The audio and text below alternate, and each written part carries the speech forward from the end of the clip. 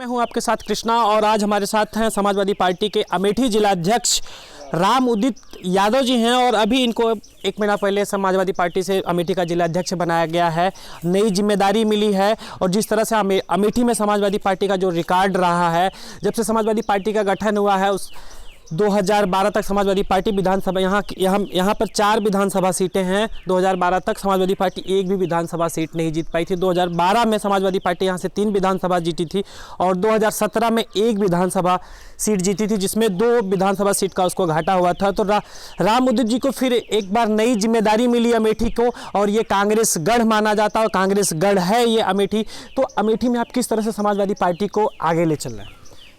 अमेठी में समाजवादी पार्टी को जिस तरीके से हमें नेतृत्व की जिम्मेदारी मिली है और जिस तरीके से मैं संघर्ष कर रहा हूं, लोगों में इतना उत्साह भर गया है। उस उत्साह को देखते हुए हजारों का जनसैलाब मेरे साथ चल रहा है और इस खुशियों के उसमें आदमी इतना हो गया, उम्मीद जगी है कि मेरा ये जिलाध्यक्ष हमें बातों पे खरा उतरेंगे। और इसी बात को लेकर के राष्ट्रीय अध्यक्ष जी का जो आदेश हुआ है, हम ये तय हैं कि 2022 में अपने संघर्ष के बलबूते विधानसभा जगदीशपुर, अमेठी, तिलोई, गौरीगंज 4 की चारों सीटें जीतकर राष्ट्रीय अध्यक्ष जी की झोली में डालूंगा अपने संघर्ष और राष्ट्रीय अध्यक्ष जी के आशीर्वाद की। अमेठी कांग्रेस का गढ़ है। 2012 में समाजवादी पार्टी का खाता खुला तो 3 सीटें यहाँ से जीती। 2017 में फिर एक बार 3 सीटों में से 1 सीटें मिली, 2 सीटें भी गंवा चुकी। तो कहाँ कमियाँ रह गई है? इस कांग्रेस के गढ़ में समाजवादी पार्टी नया कुछ क्या करने जा रही 22 के इलेक्शन के लिए?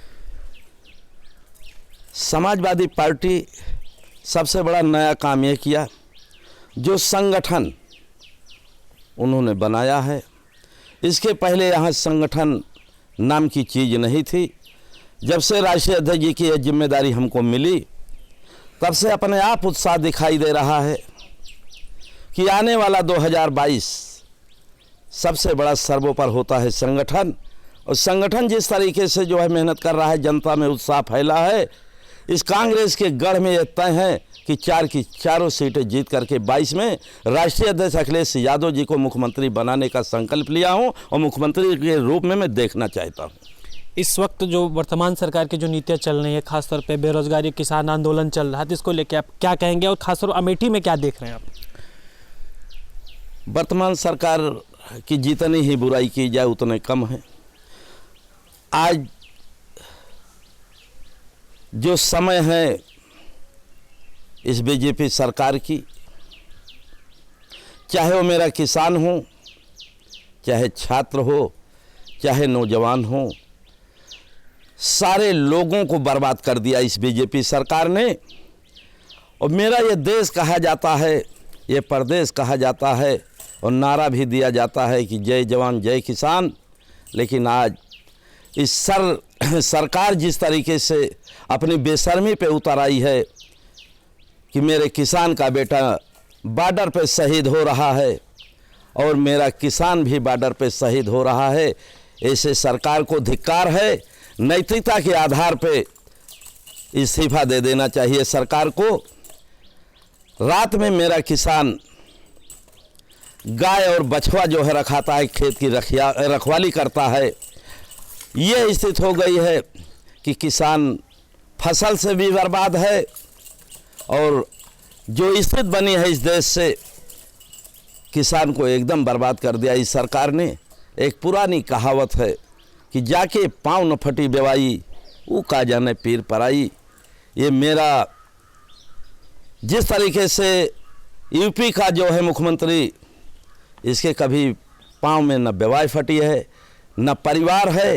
ये क्या जाने कि परिवार क्या होता है, जिसके परिवार होता है वही दुख दर्द जानता है।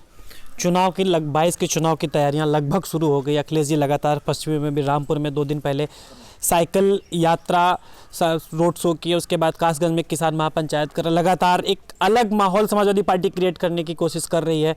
और अमेठी में अब आपकी जिम्मेदारी है, तो अमेठी में क्या कमी है? कांग्रेस का गढ़ है, ये कांग्रेस का गढ़ है, तो समाजवादी पार्टी वही हम जानना चाहते हैं कि समाजवादी पार्टी ऐसा क्या कुछ नया करने वाली है कि इस बार फिर समाजवादी पार्टी की चारों सीटें समाजवादी पार्टी के खाते में।